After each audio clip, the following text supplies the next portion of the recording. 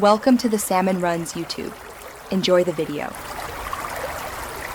You start by jumping straight into a shift. Sign in and pick the exact project and job role so time maps correctly. Once done, confirm location or project tags.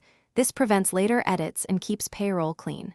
Make sure to use the Start button or scan the team QR to clock in that records GPS and device data. You'll see a running timer. Watch for confirmation that the session is active before you begin work. Then continue monitoring activity. Once your shift is active, manage it tightly to avoid messy edits. Use pause to capture breaks and resume to continue the same session, which preserves continuity and accurate totals. When context matters, add notes, photos, or tags so audits and client invoices reflect real work. This also saves follow-up questions.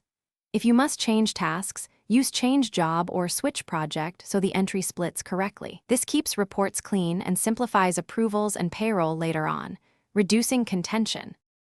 To finish, tap stop and confirm the entry. Add final notes and verify total time so approvers see the full context. Once stopped, submit the shift for approval if your workflow requires it, and then inspect the timesheet report within 24 hours to catch errors early.